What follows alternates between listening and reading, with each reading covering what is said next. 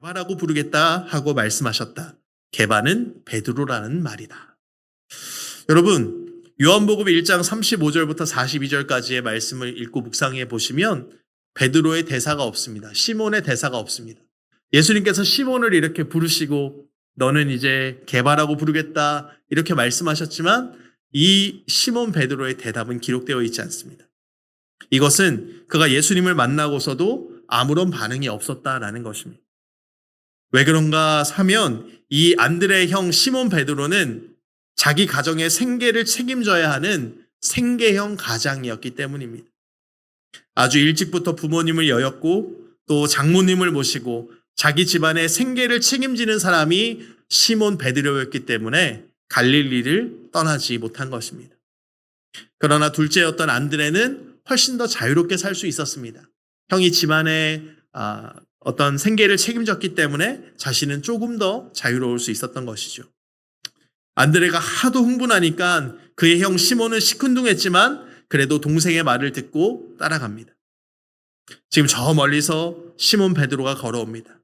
그런데 그 베드로, 자신의 형, 나보다 늦게 만난 그 시몬 베드로를 보고 예수님께서 감탄하시면서 하신 말씀이 아까 우리가 읽은 말씀입니다.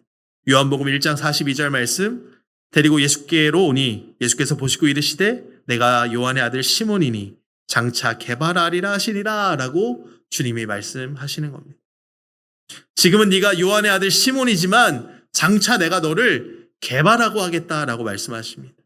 너는 베드로, 다시 말해서 반석과도 같은 인물이 될 것이다 라고 주님이 말씀하십니다. 예수님께서 이 안드레의 형인 시몬을 보고 여러분 첫눈에 반했다라는 겁니다.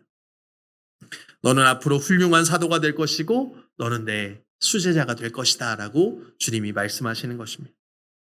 그런데 안드레는 이 일이 이렇게 될 줄도 모르고 자신보다 형이 먼저 선택받을 줄 모르고 자기 형에게 예수님을 소개해 준 것입니다. 여러분 지금 상황이 잘 이해가 되십니까? 잘 이해하지 못한다면 제가 이 상황을 조금 더 다르게 여러분이 잘 이해하실 수 있도록 설명해 드리겠습니다. 학창시절 여러분이 마음에 드는 여학생과 남학생이 있다고 한번 가정해 보겠습니다. 그 여학생, 남학생과 좀 친해보려고 친한 친구랑 같이 그냥 빵집도 가고 데이트도 하고 공원도 가고 놉니다. 그런데 내 친한 친구에게 이 여학생, 남학생을 소개시켜줬더니 두 사람이 눈이 맞은 거예요. 지금 그런 상황인 겁니다. 내가 사모하는 내 주님, 예수님을 사랑하는 내 형에게 소개시켜줬더니 형하고 주님이 더 놀라운 관계를 맺게 된 것입니다. 예수님께서 자기 형 시몬에게 베드로라는 애칭까지 붙여주시면서 수제자로 세워주셨습니다. 그런데 사실 이 시몬은 예수님의 제자가 되는 것에 대해서 그다지 내키지 않았습니다. 본문을 읽어봐도 시몬 베드로가 기뻐했다라는 표현은 단 한 구절도 없습니다. 그런데 안드레는 그렇지 않았습니다. 안드레는 열정이 있었고 주님 앞에 헌신을 결단했던 그런 인물입니다.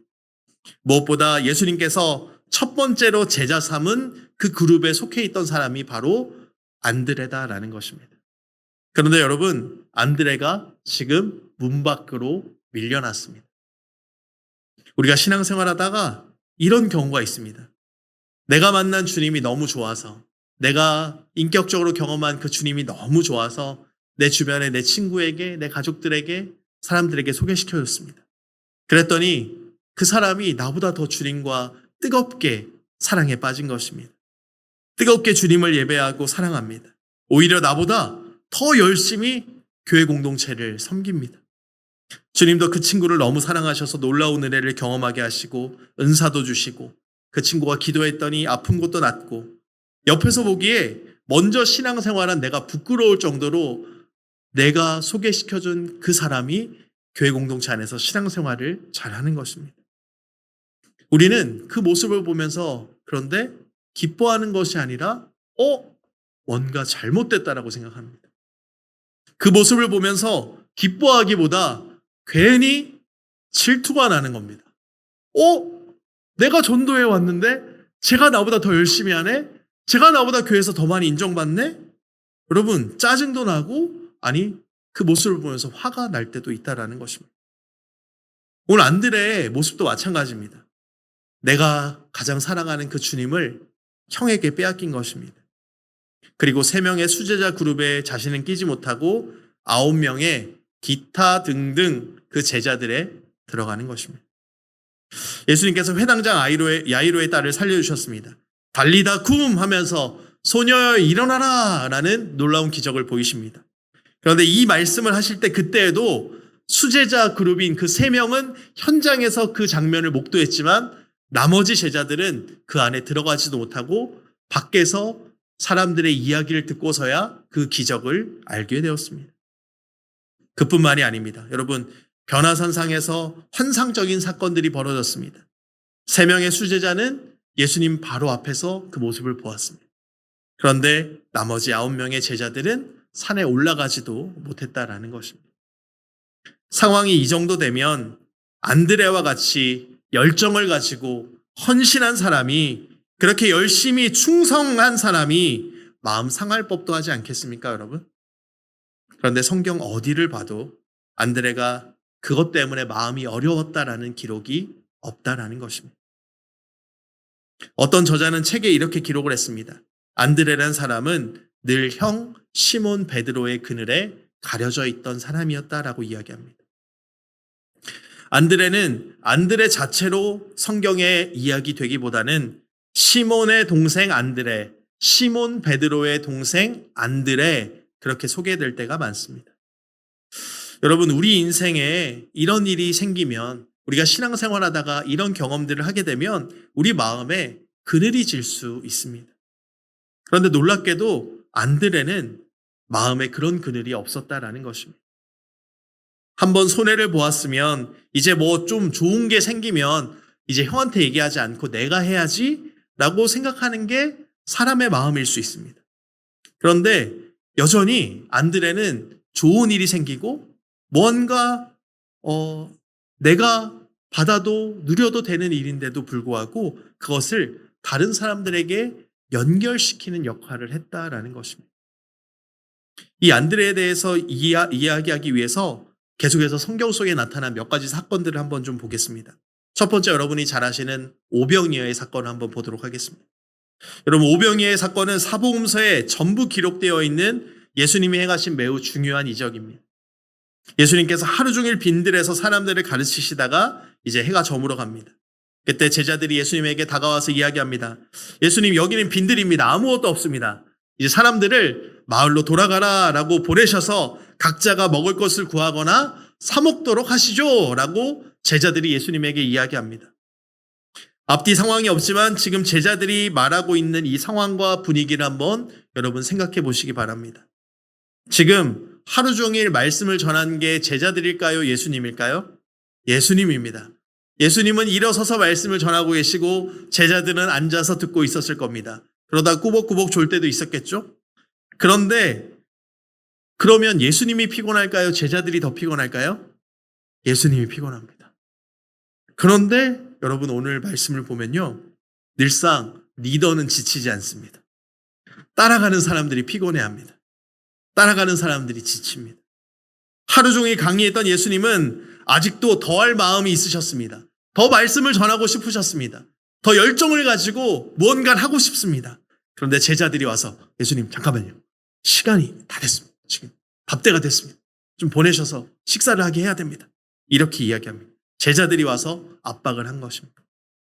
사람들을 마을로 들여보내서 각자 알아서 식사를 해결하라고 예수님 광고 좀 해주세요 라고 제자들이 말하는 겁니다. 그런데 예수님께서 제자들이 이렇게 이야기하니까 뭐라고 말씀하시냐 하면 너희가 먹을 것을 주어라 라고 이야기합니다. 이 이야기를 듣고 제자들이 뒷목을 잡습니다. 이렇게 되는 거죠. 제자들 지금 혈압이 올랐습니다. 아니, 지금 주님 장정만 지금 5천 명입니다. 여기에 지금 10,000명, 2만 명을 헤아리는 이 남녀노소가 모여 있는데 우리가 어떻게 이 사람들 다 먹일 수 있습니까? 너무 황당한 요구를 합니다. 거기에 모인 모든 제자들이 예수님의 이 요구에 대해서 당황스러워합니다. 그런데 계산이 빠른 빌립이 얼른 머릿속으로 계산기를 두드립니다. 여기 있는 사람들에게 빵을 다 먹이려면 200데나리온이 필요하네? 빌립이 계산을 합니다. 1데나리온이 당시 일꾼의 하루의 품삯이었기 때문에 지금 금액으로 환산하면 하루 품삯 5만 원을 치면 1,000만 원, 10만 원이면 2천만 원이 필요한 겁니다. 야, 이건 진짜 말이 안 된다.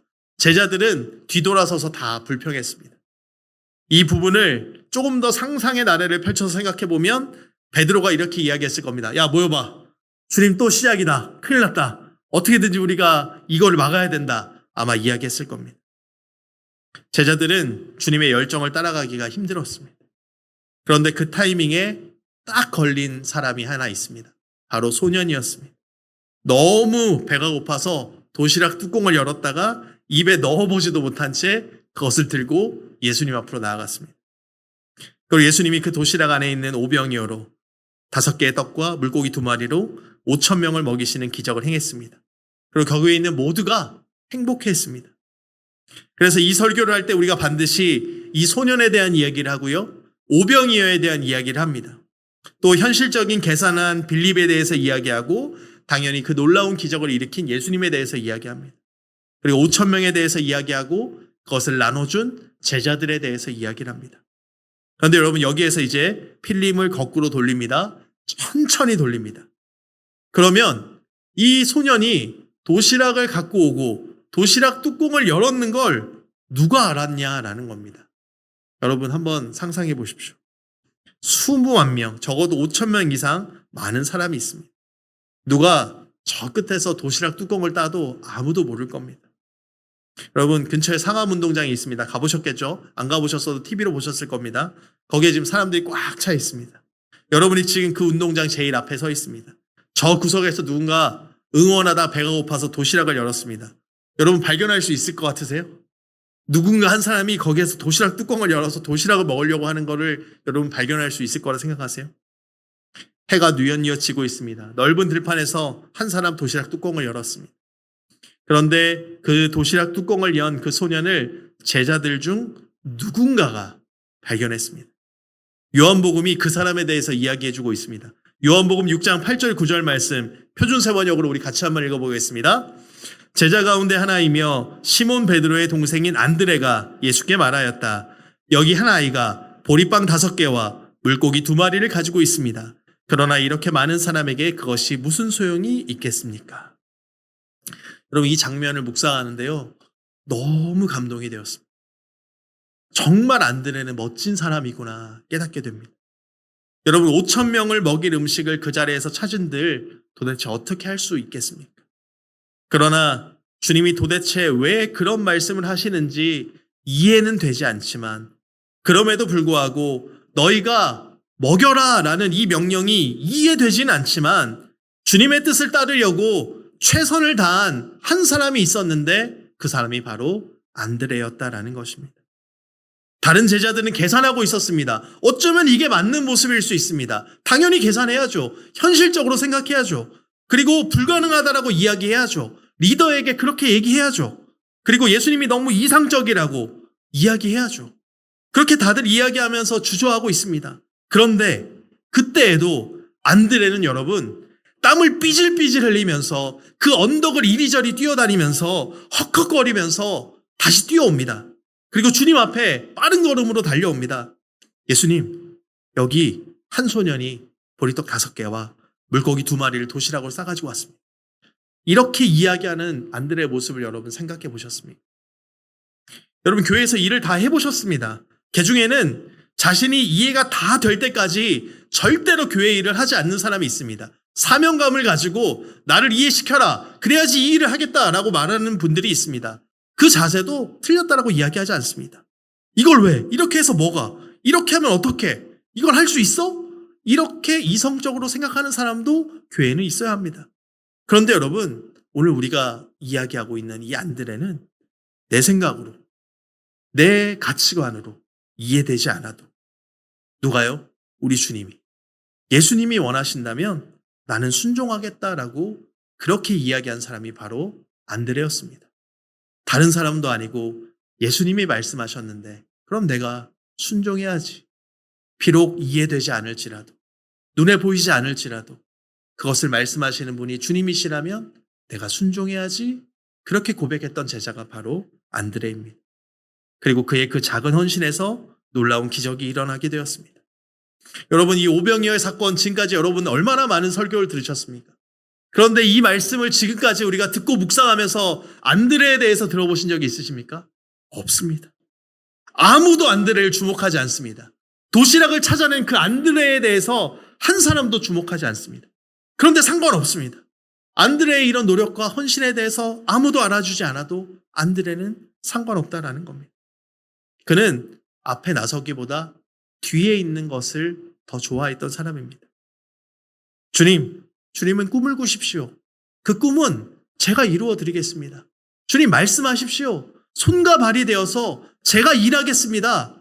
그렇게 얘기하는 제자가 오늘 안드레였다라는 겁니다. 여러분, 오늘 이런 모습이 저와 여러분에게 있어지기를 주님의 이름으로 축복합니다.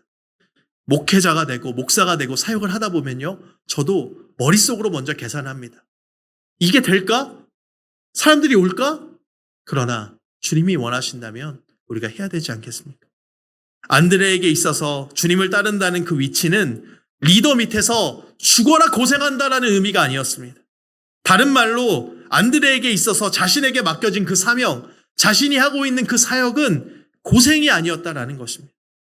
안드레는 자신이 따르는 리더, 그 주님의 꿈을 직접 이루어주는 손발이 되어 뛰는 위치에 있다라는 것입니다.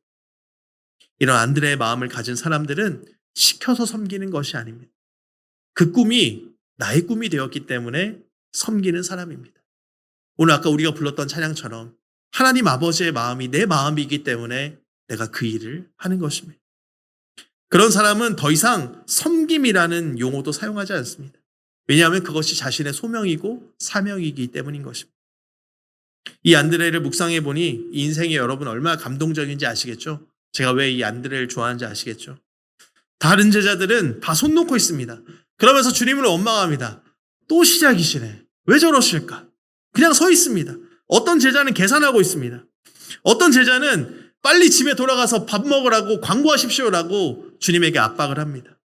그러는 사이에 단 한 사람 안드레가 뛰어다니면서 이 소년을 찾아내고 그에게서 작은 도시락 하나를 받아옵니다. 그런데 여러분, 더 놀라운 장면입니다. 요한복음 6장 9절에 안드레가 주님 앞에 그 도시락을 올려드리면서 이렇게 이야기합니다. 그것이 이 많은 사람에게 얼마나 되겠습니까? 라고 이야기합니다. 여러분, 이 장면을 한번 생각해 보세요.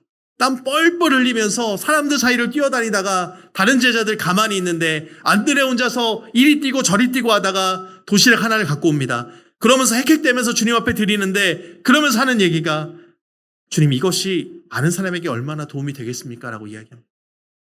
제가 찾아온 게 너무 작고 부족해서 주님, 이게 도움이 될지 모르겠습니다. 제가 찾아온 것이 너무 작아서 주님, 괜찮을지 모르겠습니다. 라고 이야기합니다. 자신이 최선을 다해놓고서도 그 최선을 다한, 자신이 정말 최선을 다한 그 섬김이 주님 앞에 부족하지 않을까 걱정하는 모습을 안드레가 보이고 있다는 겁니다. 이렇게 이야기하는 안드레, 그럼 그 모습을 생각하는데 얼마나 감동이 되는지 모르겠습니다. 여러분에게 이런 사람이 있다라고 하면 얼마나 감동이 되시겠어요? 다른 제자들을 생각해 보십시오. 그리고 여러분, 신앙생활을 하는 수많은 사람들을 생각해 보시고 오늘 나의 신앙을 한번 점검해 보시기 바랍니다.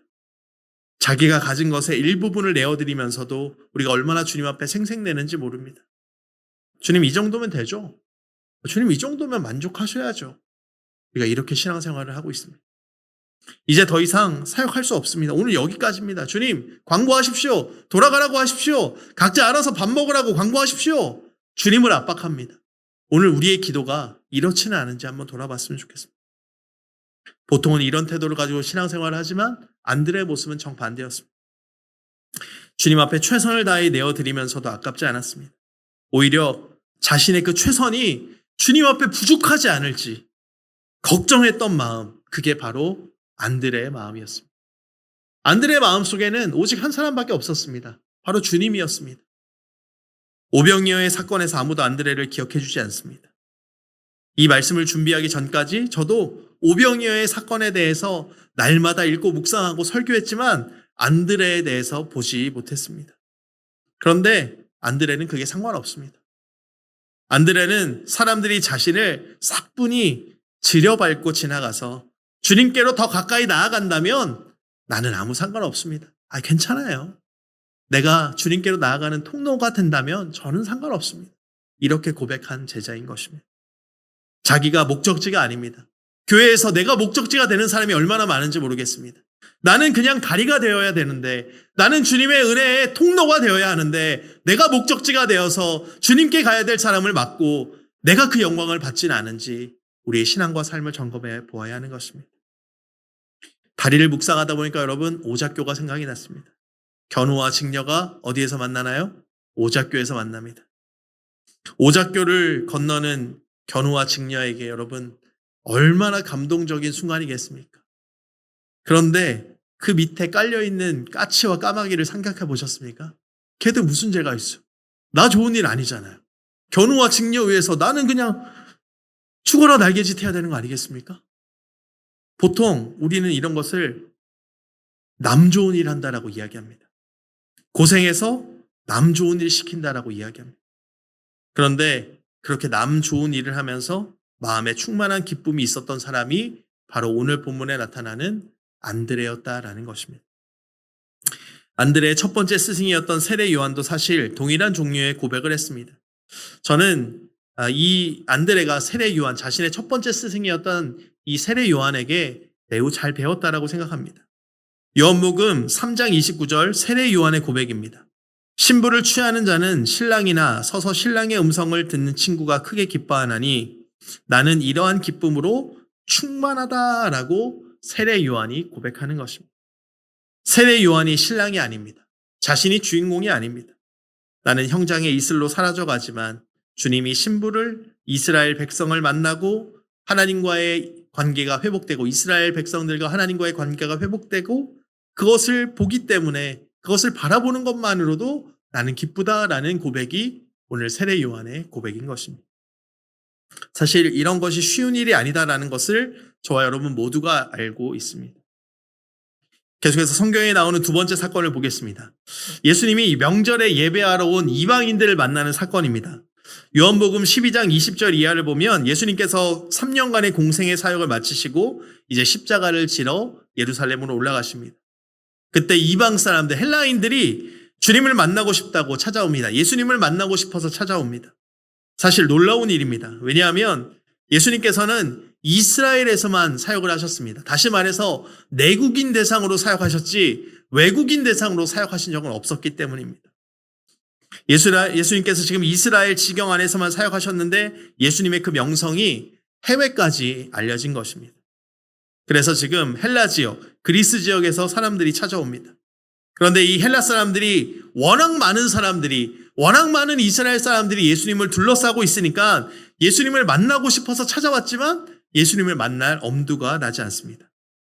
그런데 그들이 예수님을 만나고 싶다고 제일 먼저 접촉한 사람이 바로 빌립이었습니다. 요한복음 12장 21절 말씀에 이렇게 기록되어 있습니다.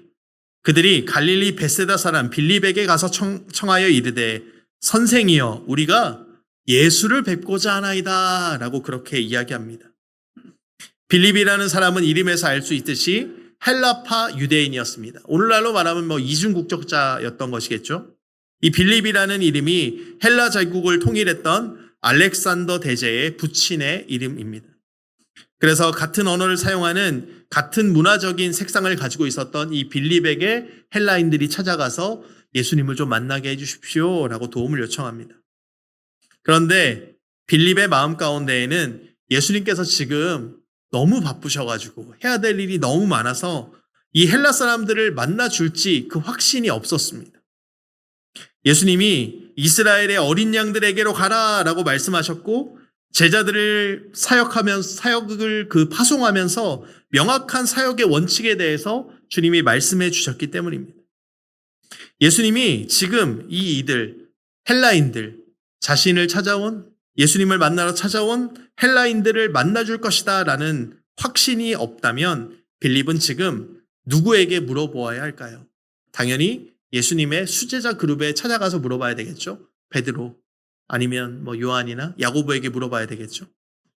예수님 가장 가까이에서 예수님을 모시는 시몬 베드로에게 물어보든지 야고보나 요한에게 찾아가서 헬라 사람들이 주님을 찾아왔는데 어떻게 좀 만날 수 있을까요? 라고 그들에게 물어보아야 합니다. 그런데 여러분 놀랍게도 빌립이 이 세 명의 수제자에게 물어보지 않고 누구에게 가서 물어보냐 하면 안드레에게 가서 이 이야기를 물어봅니다. 요한복음 12장 22절 말씀을 보면 빌립이 안드레에게 가서 말했다라고 기록하고 있습니다. 그런데 여기에서 안드레가 또 한 가지 놀랍고 파격적인 결정을 합니다. 그것은 안드레가 먼저 예수님에게 물어보지도 않고 예수님, 헬라에서 이런 사람들이 지금 예수님을 만나려고 찾아왔습니다. 좀 만나주지 않으시겠습니까? 예수님에게 묻지 않았습니다. 그리고 세 명의 수제자를 거치지 않고 헬라인들과 이 빌립을 데리고 예수님 앞으로 바로 나아갑니다. 예전 같으면 이런 상황에서 예수님은 이들을 만나주지 않으셨을 것입니다.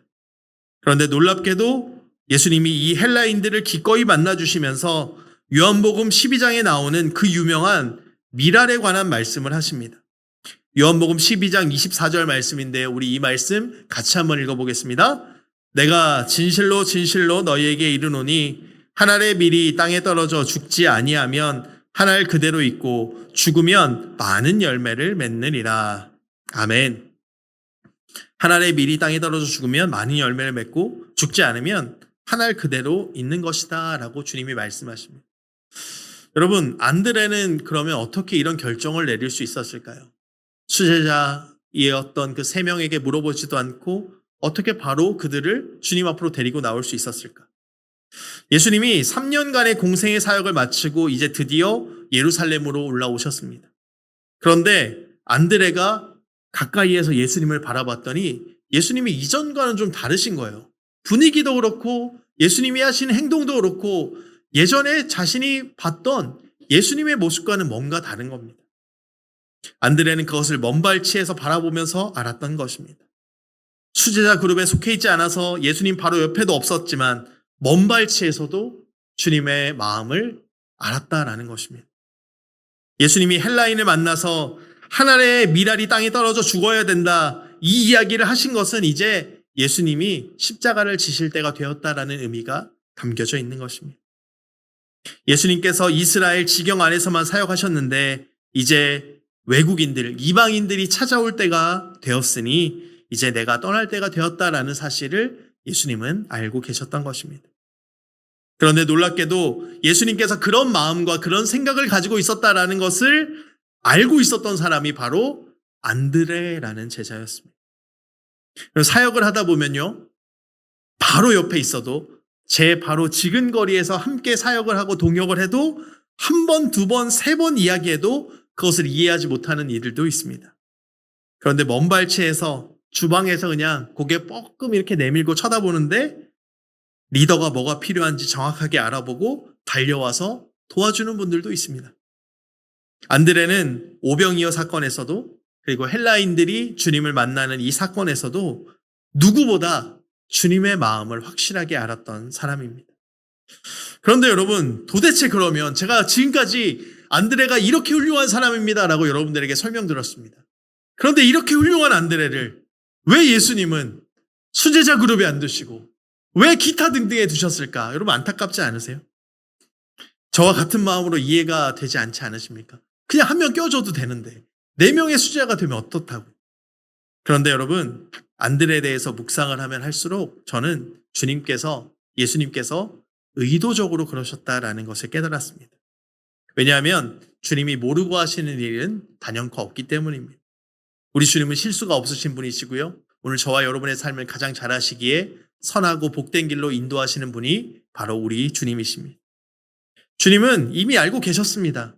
사랑하는 제자, 이 안드레라는 사람은 내가 문 안에 세워두든지 아니면 문 밖에 세워두든지 그 위치와는 상관없이 주님을 향한, 나를 향한 그 진심과 충성이 변함없다라는 것을 주님은 알고 계셨다라는 것입니다.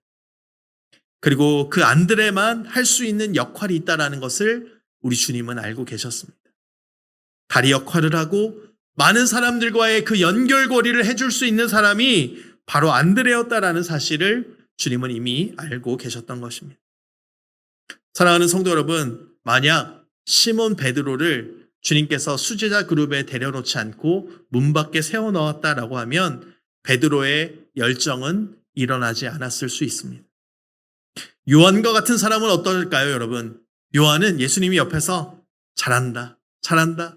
우리 요한 예쁘다, 예쁘다. 이렇게 칭찬해 줘야 됩니다. 그래야 요한은 주님을 끝까지 따를 수 있습니다. 요한도 만약에 수제자 그룹에서 벗어나서 주님이 문 밖에 세워놨다면 그도 주님을 따르지 못했을 것입니다. 야고보, 특별히 예수님 옆에서 큰 일을 하지 않았지만 역할이 없지만 심지어 그를 문 밖에까지 둔다? 그럼 그는 중도 하차했을 수도 있습니다. 주님은 안드레이기 때문에, 주님은 안드레였기 때문에 그를 문 밖에 세워놓으셨다라는 사실을 깨달으시기 바랍니다. 안드레였기 때문에 3명의 수제자 그룹과 그 다음 그룹을 연결해주는 역할을 할 수 있었습니다. 그리고 예수님에게 가까이 다가오기 어려운 사람에게 예수님과 연결해주는 역할을 할 수 있는 사람이 안드레였다라는 것입니다. 도시락 뚜껑을 연 소년을 누가 데리고 오겠습니까? 헬라인들, 이방인들을 누가 예수님 앞으로 데리고 올 수 있었겠습니까? 안드레였기 때문에 이 만남이 성사될 수 있었습니다. 그렇게 안드레는 다리의 역할을 했습니다. 그런데 저는 이것을 안드레도 알았을 거라고 생각합니다. 주님이 자신을 얼마나 신뢰하는지 안드레도 분명히 알고 있었을 것입니다. 그리고 주님을 만난 첫날부터 그는 이미 마음에 결심을 했습니다. 주님이 나를 어디에 세워두시든지, 그게 주님의 옆자리이든지 문 밖이든지 아니면 저 먼 발치든지 주님이 내게 무슨 일을 시키든지 나는 주님을 사랑하기 때문에 주님을 위해서 그 자리에서 최선을 다하겠다. 안드레는 그렇게 마음을 먹은 것입니다. 안드레는 주님을 향한 그 한 사람, 주님 한 사람을 향한 그 마음을 가지고 하나님의 일을 감당했던 것입니다. 안드레에게 있어서 내가 주목받는 자리에 서 있느냐, 주목받지 못하는 자리에 서 있느냐, 여러분 그것은 중요하지 않았습니다. 왜? 나는 다리이기 때문입니다. 주님을 알지 못하는 이들과 그 사이에서 나는 은혜의 통로 역할을 해주고 그들이 주님을 만날 수 있도록 다리 역할만 해주면 되기 때문입니다. 수많은 사람이 나를 지나쳐서 주님께로만 가면 그것으로 인해서 내 마음이 기쁘다라는 것입니다. 내가 연결만 해줄 수 있다면, 주님을 사람들이 만나게 해줄 수만 있다면 그것으로 나는 기쁜 것입니다. 여러분, 다리가 무엇입니까? 다리는 결코 목적지가 될 수 없습니다. 만약에 다리가 목적지인 사람은 여러분 불안하고 불행한 인생이 될 수밖에 없습니다. 여러분, 마포되고 중간이 여러분의 목적지가 되어보십시오. 상상하기도 싫지 않으십니까? 다리는 통행로일 뿐입니다. 통로일 뿐입니다. 여러분, 이 찬양 아십니까? 축복의 통로라는 찬양입니다. 당신은 하나님의 언약 안에 있는 축복의 통로, 그러면서 당신을 통하여서 열방이 주께 돌아오게 되리, 주께 예배하게 되리라는 축복의 찬양입니다. 여러분, 이 의미가 무엇인지 알고 계십니까? 축복의 통로라는 것은 축복이 내 안에 하나라도 머물러 있으면 안 됩니다. 그냥 흘러가야 됩니다. 아니, 반드시 흘러가야지만 그게 축복의 통로인 겁니다. 여러분, 저와 여러분은 오늘 목적지가 아니라 통로가 되기를 주님의 이름으로 축복합니다. 한사랑교회 안에서 오늘 저와 여러분이 그 은혜의 축복의 통로가 되기를 주님의 이름으로 축복합니다. 이런 고백을 하는 안드레의 마음은 결코 슬픔의 영성이 아닙니다. 이 말이 무슨 말인가 하면, 그래, 외로워도 슬퍼도 나는 안 울어, 이런 영성이 아닙니다. 캔디처럼 꾹 참고 그냥 내가 이를 악물고 그냥 꾹 참고 내가 주님의 일을 하자, 이런 영성이 결코 아닙니다. 오늘 안드레가 가진 영성은 여러분, 기뻐하는 영성, 행복하는 영성이었습니다. 기뻐서 자원하는 마음으로 주님께서 수많은 사람들 중에서 나를 택하셔서 그 일을 맡겨주셔서 너무너무 감사하다, 그렇게 기쁨으로 일했던 사람이 바로 안드레입니다. 이런 마음을 가지고 하나님의 일을 했고 신앙생활을 했습니다. 여러분, 주변 한번 둘러보십시오. 솔직히 말해서 나보다 더 건강한 사람 얼마든지 있습니다. 그런 사람 하나님이 데려오실 수도 있습니다. 나보다 더 돈 많고 나보다 더 똑똑하고 소위 말해서 석사학위, 박사학위 가지고 있는 사람들도 부지기수입니다. 그런데 주님이 오늘 저와 여러분을 택하셨습니다. 부족하고 연약한 저를 이 자리에 불러주셨습니다. 그리고 하나님의 일을 맡기셨습니다. 나를 이곳에 세워주셨습니다. 나를 통로로 삼아주셨습니다. 나를 다리로 삼아주셨습니다. 여러분, 감사하지 않으세요? 놀랍지 않으세요? 예수님께서 사람이 없으셔서 오늘 저와 여러분을 부르셨을까요? 예수님께서 능력이 없으셔서 혼자 일을 하실 수 없기 때문에 오늘 우리를 부르시고 여러분들에게 사명을 주셨을까요? 아니요, 아니요, 아니요. 단언코 말씀드릴 수 있습니다. 우리는 그래서 주님 감사합니다. 저 같은 사랑을 사용해 주셔서 너무 감사합니다, 주님. 안드레는 오늘 그 기쁨으로 사명을 감당하고 있는 것입니다. 저는 그런 상상을 해봅니다. 여러분, 성경에 있는 그 탕자의 비유, 잃어버린 아들에 관한 비유, 여러분 잘 아실 겁니다. 만약에 이 성경에 나오는 이 탕자의 비유에서 큰아들이 만약에 안드레였다고 한번 가정을 해보겠습니다. 혹은 안드레의 마음을 가지고 있는 사람이라면 아마 이 비유의 내용은 완전히 바뀌었을 겁니다.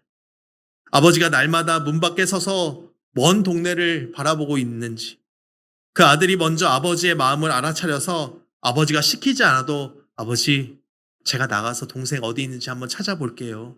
아버지 들어가셔서 좀 집에서 쉬세요. 제가 한번 찾아볼게요. 제가 수소문해 볼게요. 이랬을 것입니다. 그리고 그 동생을 데리고 와서 아버지와 동생이 놀라운 잔치를 벌이는데 자기에게는 한 번도 그런 잔치를 벌여준 적이 없다고. 그렇지만 아버지 곁에서 그럼에도 불구하고 아버지가 기뻐하시니 저도 기쁩니다. 아버지가 잃어버린 내 동생이 온 것에 대해서 기뻐하시기 때문에 저도 기쁘고 감사합니다라고 이야기할 수 있는 사람, 그런 사람이 안드레였을 것입니다. 안드레는 그렇게 남 좋은 일을 하는 사람이었습니다.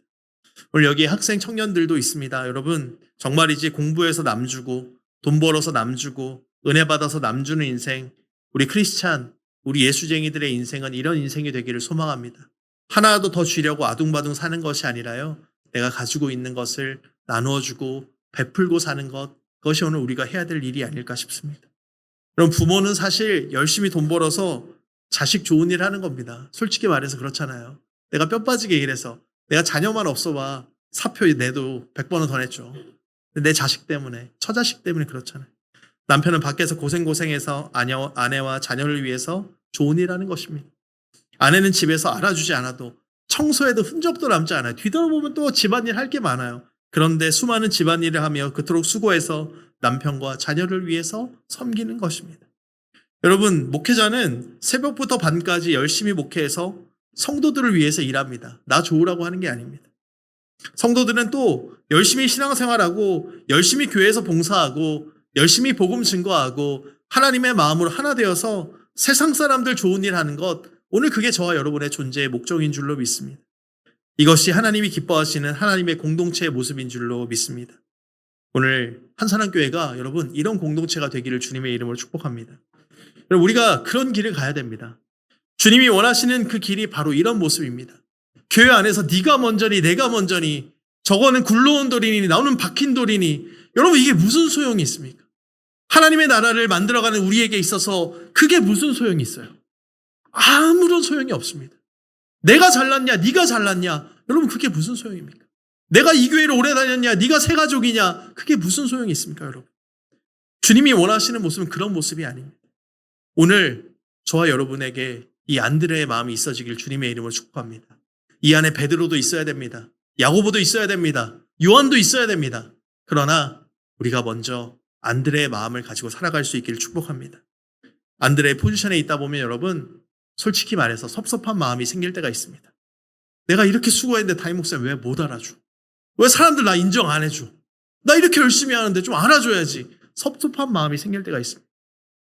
오늘 안드레의 위치에 있다라고 생각하는 분들, 여러분들과 이 마음을 나누고 싶습니다.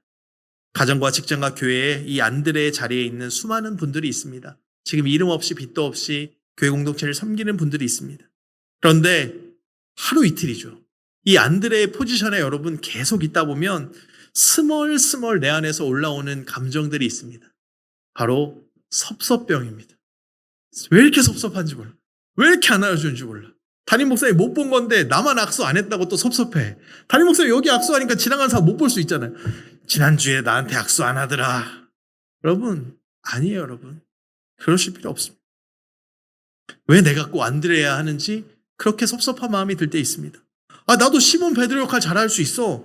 나도 야고보 역할 잘할 수 있어. 나도 요한 역할 잘할 수 있어. 근데 왜 내가 꼭 안드레여야 해?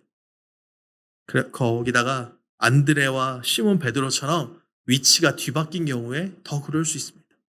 내가 먼저 주님을 만났고 내가 먼저 헌신하고 내가 첫 번째 제자였는데 내가 먼저 신앙생활했고 내가 먼저 직분받았는데 별로 열성도 없고 내키지도 않았던 이 시몬은 수제자가 되고 나는 뭔가 이런 마음이 들 때가 있습니다. 근데 성경의 역사를 보면 이런 케이스가 많습니다. 12명의 정탐꾼 가운데 2명만 믿음의 보고를 했습니다. 바로 여호수아와 갈렙입니다. 우리는 여호수아와 갈렙이라고 보통 이렇게 부릅니다. 벌써 부르는 순서가 여호수아 갈렙입니다. 그런데 실제로 그 믿음의 보고를 주도한 것은 하나님의 말씀을 읽어보면요. 갈렙이 주도했습니다. 여호수아가 주도한 게 아니라 갈렙이 주도하고 여호수아는 뒤따라갔습니다. 그러면 우리가 갈렙과 여호수아라고 해야 되는데 우리는 여호수아와 갈렙이라고 합니다. 갈렙이 모세에게 축복의 언약을 받았습니다. 그런데 모세가 떠날 때 갈렙에게 안수하지 않았고 여호수아를 후계자로 정하고 안수하고 돌아가셨습니다. 어디 항변할 데도 없습니다. 그런데 갈렙이 아무런 불평을 안 하고 순종합니다. 갈렙과 여호수아의 위치가 바뀌었습니다. 그런데 순종합니다. 요나단이 왕자임에도 불구하고 어느 날 혜성같이 등장한 목동소년이었던 다윗, 그 다윗에게 기꺼이 자리를 내어줍니다. 영적인 멘토였던 바나바는 열혈 청년 사울이 등장하니까 사울에게 영적인 리더의 위치를 넘겨줍니다. 자기가 아름답게 목회해서 세운 안디옥 교회 담임 목사직에 자신의 멘티였던 사도 바울을 세워주는 모습을 보여줍니다. 성경의 역사에도 그렇지만 오늘날 우리 한사랑교회 안에도 수많은 안드레가 있는 줄로 믿습니다. 여름의 더위와 겨울의 추위와 싸워가며 여러 가지 봉사의 모습으로 늘 웃으면서 성도들을 맞이하는 안내로 또 헌금위원으로 남보다 조금 더 일찍 나와서 준비하는 찬양팀 찬양대원으로 또 교회 미래를 위해서 아이들을 섬기는 교사로 음향과 영상과 조명과 사진 촬영으로 또 주차 봉사로 차량 운행으로 여기에 언급조차 되지 않는 그런 곳에서 이름 없이 빛도 없이 수많은 사역들을 섬기며 아름답게 안드레의 역할을 감당하는 분들이 분명히 있습니다. 사랑하는 한사랑 가족 여러분, 누군가의 뒤에 가려져서 안드레의 역할을 하고 있는 것에 힘들어하지 마십시오. 왜냐하면 안드레의 포지션은 사람들에게서 밀려난 자리가 아닙니다. 내가 밀려나서 그 자리에 있다라고 결코 생각해서는 안 됩니다. 안드레의 자리는 사람들을 세워주는 자리이고요. 안드레의 자리는 조명과도 같아서 사람을 빛나게 해주는 자리인 것입니다. 하나님이 내게 어떤 사람들을 맡겨주셨는지 제게 맡겨주신 그 사람들을 하나님 제가 빛나게 해주는 그런 인생이 되기를 원합니다. 그렇게 고백할 수 있는 저와 여러분 되시길 바랍니다. 지금도 수많은 안드레들이 세상을 아름답게 만들어가고 있습니다. 여러분, 안드레와 같은 모습으로 교회 공동체를 섬기고 계십니까? 더 중요한 것은 그 자리에만 있어서 안드레가 되는 것이 아니고 안드레의 마음이 나에게 있는지 여러분 스스로에게 물어보시기 바랍니다. 나를 지나가서 사람들이 주님 만나기를 원하고 나를 통해서 사람들이 행복해지기를 원하는 그 안드레의 마음이 오늘 우리에게 있는지, 광장 한가운데서 수많은 사람들이 있을지라도 내 사랑하는 사람과 나만이 서로 바라보는 것입니다. 여러분, 아들이 군대에 가서 이제 면회를 가게 되면 거기에 똑같은 빡빡머리 아이들이 많이 있지만 내 아들은 보입니다. 똑같은 옷을 입고 있지만 저기에 내 아들이 있는지 보입니다. 여러분, 그게 사랑의 감정인 것입니다. 안드레의 인생을 묵상하면서 그렇게 오직 주님 한 분만을 바라보며 한 사람을 위한 마음으로 살아갈 수 있기를 축복합니다. 옆에 있는 사람은 이런 놀라운 사역을 하는데 나는 뭔가 비교하실 필요 없습니다. 그저 주님을 사랑하는 그 마음 한 가지로 평생을 갔으면 좋겠습니다. 여러분, 우리 각자에게 부르심이 있습니다. 각자에게 주신 달란트가 있습니다.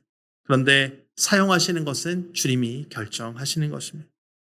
베드로는 대중 설교가였습니다. 한 번 설교하면 3,000명이 돌아왔습니다. 평생을 대중 설교를 하다가 네로 시대에 순교했습니다. 야고보는 어땠습니까? 공생의 3년 동안 그는 한 일이 아무것도 없습니다. 그런데 주님에게 영광의 자리를 요구하니까 너 내가 마시는 잔을 마실 수 있니? 예, 주님 마실 수 있습니다. 주님 제가 할 수 있습니다. 그 말을 의미도 모르고 그렇게 대답했습니다. 그런데 그것은 순교를 의미하는 것이었습니다. 12사도 가운데 가장 먼저 순교한 사람이 아무런 역할을 하지 못했다라고 생각하는 이 야고보였습니다. 그러면 요한은 어떤 사도였습니까? 다른 사람들은 다 순교했지만 유일하게 제명을 살다간 제자였습니다. 오래 살았으니까 좋겠다 싶으시죠? 아닙니다. 가장 오랜 세월 동안 박해와 고문을 당했던 사람이 바로 요한입니다. 여러분, 다른 사람과 비교하실 필요 없습니다. 그들에게 그들의 부르심이 있고 그들의 자리가 있습니다. 오늘 저와 여러분에게도 부르심이 있고 우리에게 주어진 자리가 있다라는 것입니다. 전승에 의하면 이 안드레가 소아시아와 그리스, 지금의 러시아 지역을 열심히 다니면서 복음을 증거하다가 AD 69년에 순교했다고 합니다. 아가야에 있는 총독에게 잡혔는데 이 총독이 왜 분노했냐 하면 전승에 보면 자기 아내가 안드레 때문에 예수님을 만났기 때문이었습니다. 이 총독의 동생이 안드레 때문에 예수님을 믿어서 나중에 아예 주교가 되었습니다. 총독의 동생이 그렇게 돼서 이 총독이 너무 화가 나서 안드레를 잡아서 채찍질하고 그에게 고문을 가합니다. 책형은 사람을 기둥에 묶어놓고 창으로 찍어서 죽이는 굉장히 잔혹한 형벌입니다. 안드레가 그래도 완전히 죽지 않자 그를 X자형 십자가에 달아서 죽였다라고 전승에 기록하고 있습니다. 그런데 안드레가 마지막 순간 하늘을 향해 고백했던 고백은 이것입니다. 내가 배웠고 내가 사랑했고 지금도 내 안에 계신 그리스도 예수여 나를 받으소서. 당신의 영원한 나라에서 내 영혼이 안식을 누리게 하소서. 이게 그의 마지막 고백이었습니다. 어떻게 이런 고백을 할 수 있었을까요? 그는 누구와도 자신의 인생을 비교하지 않았습니다. 나는 그저 주님 한 분만을 사랑했고 주님 한 분만을 위해서 살았습니다. 그리고 이제 제가 그 사랑하는 주님께로 갑니다. 이 고백이 바로 안드레의 고백인 것입니다. 한 알의 미랄이 땅에 떨어져서 썩지 않으면 한 알 그대로 있고 썩으면 많은 열매를 맺습니다. 예수님은 그 메시지를 하실 때 예수님에 대한 이야기뿐만 아니라 어쩌면 안드레를 바라보시면서 그 말씀을 하셨을 것 같습니다. 너 한 사람이 문 밖에 서 있음으로 인해서 수많은 사람들에게 유익이 되고 너의 희생과 섬김을 통해 수많은 사람이 회복될 것이다. 안드레에게 예수님이 공개적으로 고맙다 이렇게 이야기하시지는 않으셨지만 저는 예수님의 12제자 가운데 예수님의 모습을 가장 많이 닮은 사람이 있다라고 하면 그것이 오늘 안드레라고 생각합니다. 예수님이 이 땅에 오셔서 하늘과 땅의 가교 역할을 하셨고 하나님과 사람들 사이의 연결 통로가 되어주셨습니다. 그분이 십자가를 지시고 희생함으로 수많은 사람들을 살리셨습니다. 오늘 직장에서, 가정에서, 교회 공동체에서 오늘 이 안드레의 위치에 있는 저와 여러분에게 특별한 하나님의 위로가 임하기를 주님의 이름으로 축복합니다. 그리고 여러분을 통하여서 이 한사랑교회가 더욱 하나님 보시기에 아름다운 교회가 되기를 원합니다. 여러분이 지금 있는 그 자리, 그 위치 가운데 하나님의 부르심을 믿고 감사함으로 하나님을 향한 그 한 마음을 가지고 나아가는 오늘 저와 여러분 되시기를 주님의 이름으로 축복합니다. 이 시간 함께 찬양하고 기도했으면 좋겠는데 우리 아까 했던 찬양 함께 고백했으면 좋겠습니다. 하나님 아버지의 마음 우리 함께 찬양으로 고백하고요. 이 시간 말씀을 기억하며 함께 기도하겠습니다.